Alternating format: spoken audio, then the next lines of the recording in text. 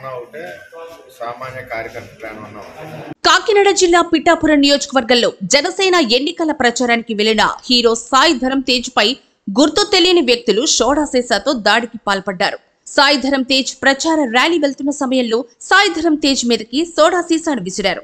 అయితే ఆ సోడా సీసా సాయి ధరమ్ తేజ్ పక్క నుంచి వెళ్లడంతో త్రుటిలో ప్రమాదం తప్పింది. కానీ ఆ సోడా సీసా ర్యాలీలో పాల్గొన్న మరొక యువకుడి తలకు తగలడంతో అతడు గాయపడ్డాడు.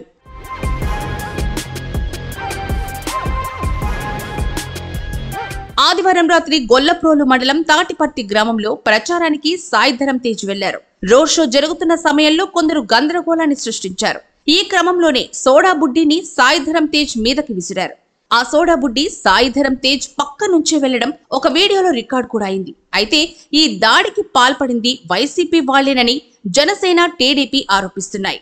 దాడి చేసింది ఎవరో గొల్లప్రోలు ఎస్ఐకి తెలుసని, అయినప్పటికీ ఆయన చర్యలు తీసుకోవడం లేదని టీడీపీ నేత పిఠాపురం మాజీ ఎమ్మెల్యే ఎస్వీఎస్ఎన్ వర్మ ఆరోపిస్తున్నారు. దీని సమయంలోనే అక్కడ దెబ్బలాట జరిగే వ్యక్తుల్ని లోకల్ ఎస్ఐ గారు వారించి పంపించారు. రాళ్ళు ఇసురుతున్న వ్యక్తిని, బాంబులు వేస్తున్న వ్యక్తిని, అక్కడ బాంబులు కూడా వేశారు. అది ఎవరన్నది గొల్లప్రోలు ఎస్ఐ క్లారిటీగా తెలుసు, పోలీసు తెలుసు. అక్కడ ఘర్షణ వాతావరణం క్రియేట్ చేసేది ఎవరన్నది పోలీసు తెలుసు. పోలీసే స్పందించాలి ఇందులో.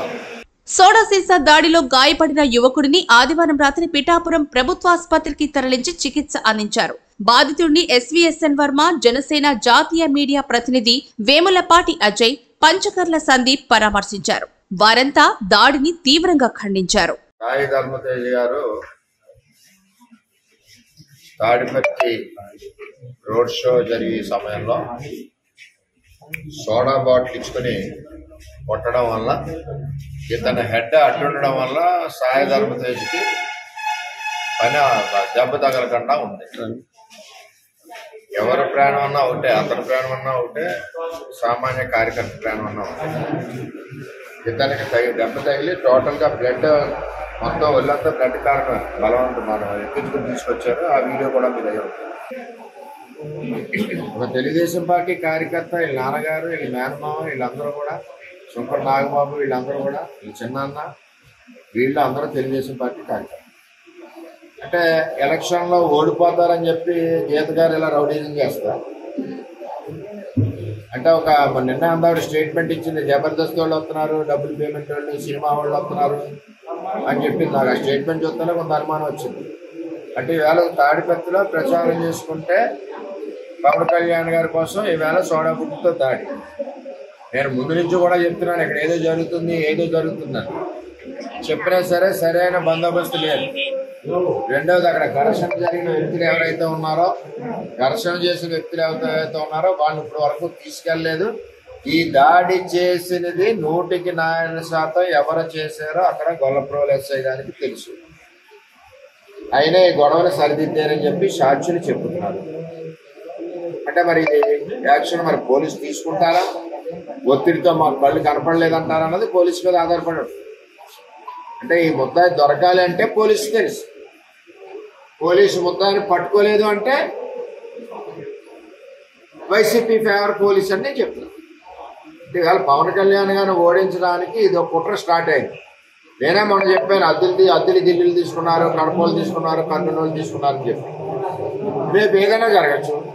వెళ్ళినప్పుడే మనం మళ్ళీ పవన్ కళ్యాణ్ రోడ్ షో పెట్టుకున్నాం. ఈ పరిస్థితిలో ఇంకోటి కొట్టచ్చు, ఇంకోటి రాయేసరచ్చు. ఇవాళ ఇతను అడ్డు ఉన్నాడు కాబట్టి అతను తగిలింది. అతని ప్రాణం అన్నా ఇతర ప్రాణం రెండు సమానం. ఎవరిదన్నా ప్రాణం తల్లికి. ఇవాళ మా కార్యకర్తకి ఇంజూరీ అయింది. అది ఆల్రెడీ మత్తు వచ్చేస్తుంది. అది ఎలా ఉందో తెలియదు. ఇప్పుడు గవర్నమెంట్ హాస్పిటల్ షిఫ్ట్ చేస్తున్నాం, పోలీసు ఇంకా రాలేదు. మరి అదొక చట్టం. పోలీసు రాకపోతే ఎమ్మెల్సీ చేయరు, ఎమ్మెల్సీ చేయకపోతే బయటకు తీసుకెళ్ళకూడదు. అంటే ఒక యువకుడిని ప్రాణాలను పణంగా పెట్టి ఈవేళ వైసీపీ వాళ్ళు దాడి చేస్తుందంటే ఇక్కడ వంకా గీత ఎంతకు బరి తెగించిందో ఒక మహిళ ఉంది. అందరికీ పిల్లలు ఉన్నారు ఇందులో. మరి అటువంటిది ఏ విధమైన చర్యలు తీసుకుంటారో ఆలోచించాలి. ఎస్పీ గారికి కూడా పొద్దుటి కలుస్తాం. పొద్దుటి లోపల పోలీసులకు తెలుసు, అరెస్టు చేయకపోతే ఎస్పీ ఆఫీస్ ముందు ధర్నా చేయడం జరుగుద్ది, లోకల్ పోలీస్ ఆఫీస్ ముందు ధర్నా చేయడం జరుగుద్ది. అందులో తేడా లేదు. పోలీసుకి తెలుసు ముద్దాయిలు, ఇక్కడ సాక్షులు చెప్తున్నారు గొడవ చేసిన మనుషుల్ని పక్కకు దోసింది పోలీసు అని చెప్తున్నారు. అంచేత పోలీసు రాత్రి లోపల అరెస్ట్ చేయాలి.